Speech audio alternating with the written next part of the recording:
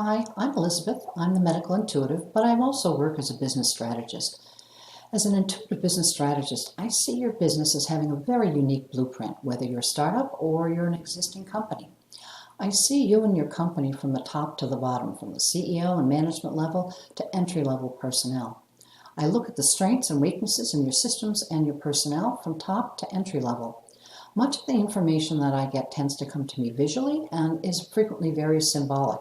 As an example, I was handed two resumes and asked what I thought about their longevity and appropriateness for the role. Their resume looked fantastic on paper, but my sense was they were not even going to be there 6 months later. And people who have businesses know how costly it is to lose personnel, because how costly it is to train them and get them to settle in.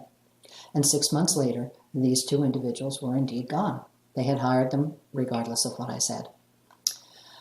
I tend to find information that can supply you with a very distinct business edge. And some of my clients don't quite understand, but fortunately most of them do act on it. But I'm going to share some case studies so that you can see some of the information that I get and sort of how we work with it. One company, it was a publishing company, publishing and marketing firm actually.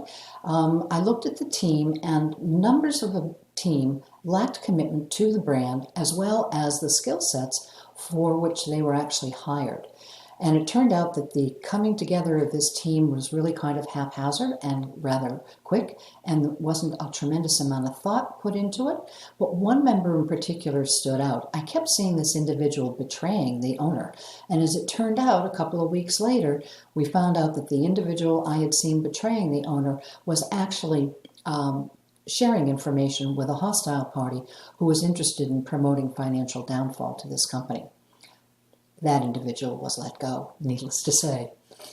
A firm in Boston, they were a consulting firm, asked me to look at a senior partner.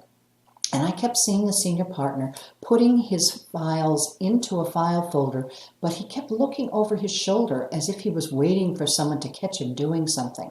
And 2 weeks later, he abruptly left, took all the client files and client records, and started his own company.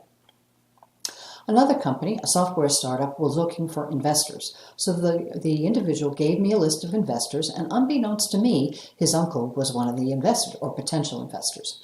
So I went through the list and I gave him my hits on all the people, including his uncle.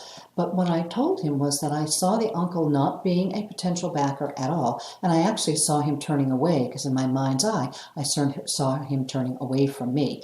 And the client was like, "There's no way. Of course my uncle's going to be an investor, and he would never turn away from the project." Well, 6 months later, that individual called me back and said, "You know my uncle? He is not a backer, and you're right, he absolutely did turn away." Another company, it was a startup venture. My client was a tremendous entrepreneur, and he wanted to start into a new venture, and he wanted my input before he started.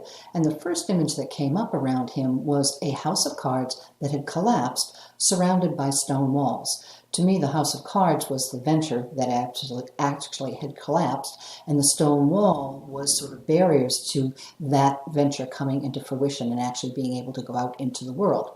And as we began looking at the entrepreneur's skill sets, it really became clear that for this venture, he needed people with very different skill sets than what he actually had. So he had to assemble a very different kind of team. So he did what he did best, which was to be the visionary, and he brought on a great team and went forward. Other businesses have used me to look at new hires as to their fitness for the brand and their compatibility with the overall organization. And this has worked out really well. It's an incredible way of screening people on a level that you don't normally have access to. People may look great on paper, but in actuality, they're really not the right fit, and they don't have the right background to support the brand. That really allows people to choose the right people for the right job and for the right brand. Another thing that sometimes happens is someone will offhandedly hand me two resumes or a resume and say, "What do you think?" And I look at it and go, they look great on paper, but they're not going to be here in 6 months. They hire them anyway. 6 months later, they're gone. And that's very costly for a company, very, very costly. So those are just a few examples of how I work and some of the outcomes that we've seen.